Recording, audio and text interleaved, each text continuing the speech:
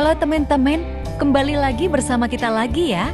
Hari ini kita sedang berada di parkiran Ramayana Malioboro. Beginilah keadaan jalan Malioboro terkini, terlihat bersih dan tertata rapi setelah pedagang yang biasanya mangkal di trotoar dan di teras-teras toko direlokasi pada tempat tersendiri.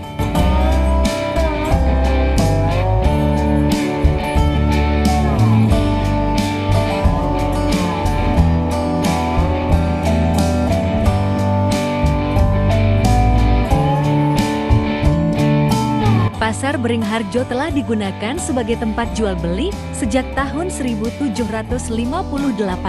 Tawarannya kini kian lengkap, mulai dari batik, jajanan pasar, jajamuan, hingga patung Buddha seharga ratusan ribu.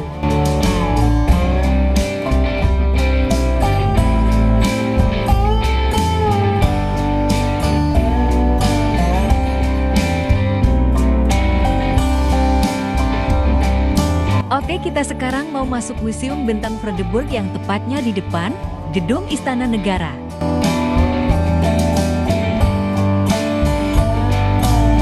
Untuk yang penasaran sama isi dari Bentang Vredenburg, silakan saksikan hingga akhir. Mari kita beli tiketnya dulu.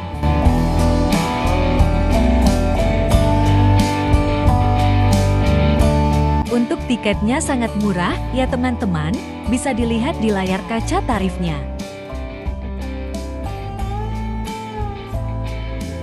Sepertinya sedang ada renovasi nih. Oke, kita lanjut masuk ke dalam. Di depan benteng terdapat jagang atau parit. Dahulunya digunakan pemerintah kolonial untuk menghalau serangan dari segala arah. Dan dulu jembatan ini juga bisa diangkat dan diturunkan.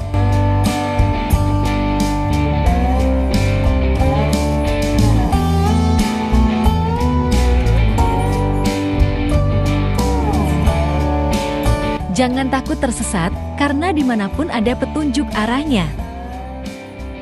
Ayo sekarang kita masuk ke diorama 2.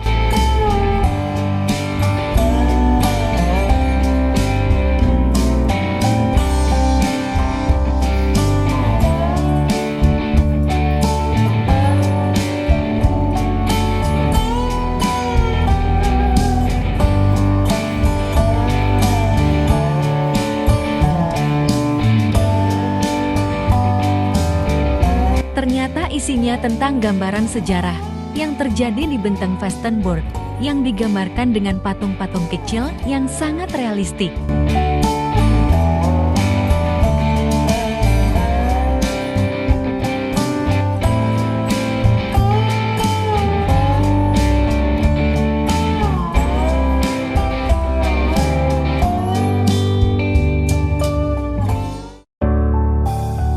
Di sini juga ada mesin cetak kuno yang zaman dahulu untuk mencetak surat kabar.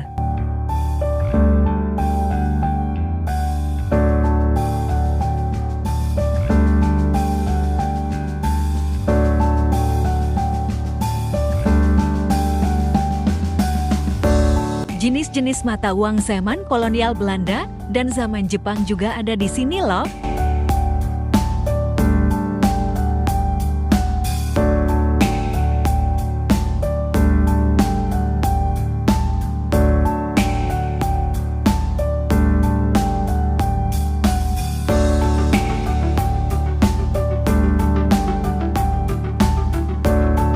Selain menceritakan benteng, museum ini juga menceritakan keseluruhan perjuangan perlawanan rakyat Jogja terhadap penjajah Belanda dan Jepang.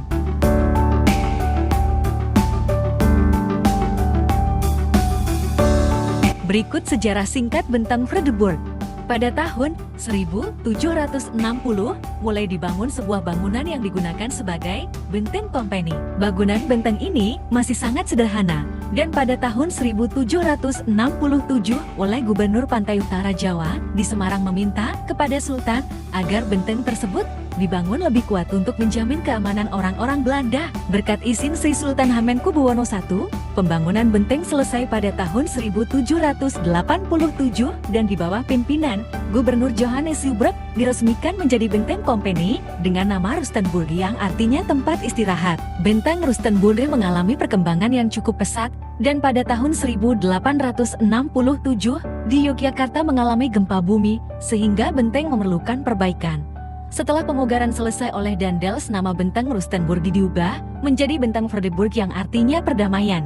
Seiring dengan berjalannya waktu, Benteng Vredeburg merekam peristiwa-peristiwa penting yang terjadi di kota Yogyakarta. Pada masa penguasaan Inggris tahun 1811 sampai tahun 1816, benteng ini dikuasai oleh pemerintah Inggris di bawah penguasaan John Crawford atas perintah Gubernur Jenderal Thomas Stamford Raffles. Pada masa penguasaan Inggris, terjadi peristiwa penting di tempat ini, yaitu terjadinya penyerangan serdadu Inggris dan kekuatan-kekuatan pribumi ke Keraton Yogyakarta pada tanggal 18 sampai 20 Juni tahun 1812 yang dikenal dengan peristiwa Geger Sepoy. Pada 5 Maret tahun 1942, ketika Jepang menguasai kota Yogyakarta, benteng ini diambil alih oleh tentara Jepang. Beberapa bangunan di Benteng Vredeburg digunakan sebagai tempat tawanan orang Belanda dan orang Indonesia yang melawan Jepang.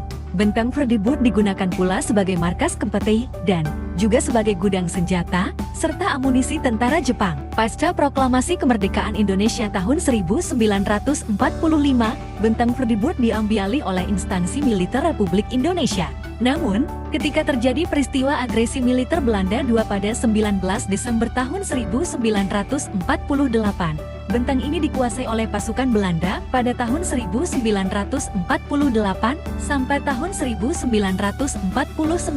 Oleh karena itu, pada peristiwa serangan umum 1 Maret tahun 1949, pasukan TNI menjadikan benteng ini sebagai salah satu sasaran serangan untuk dapat menaklukkan pasukan Belanda. Pada 29 Juni tahun 1949, setelah mundurnya pasukan Belanda dari Yogyakarta, maka pengelolaan Benteng Vredeburg dipegang oleh APRI Angkatan Perang Republik Indonesia. Kira-kira seperti itu sejarah singkat Benteng Vredeburg. Mohon koreksi jika ada kesalahan. Di depan benteng juga terdapat arena bermain bagi anak-anak.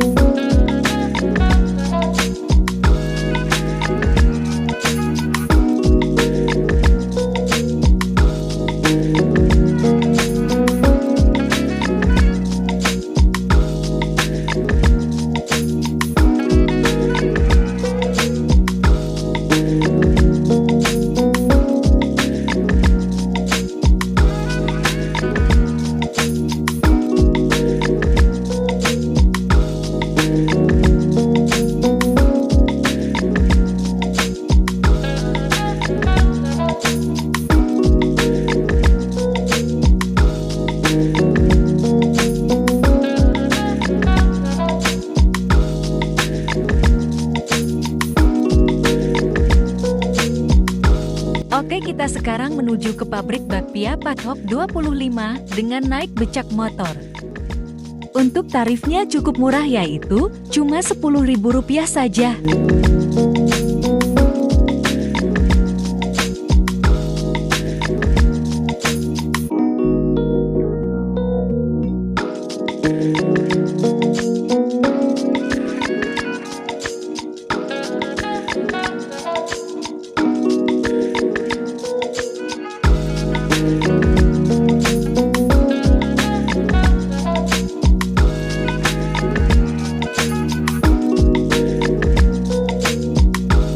Nah, sekarang kita sudah sampai. Kalau naik becak motor usahakan beli bakpia di sini ya, karena kasihan bapaknya, kalau tidak beli tidak dapat poin nanti.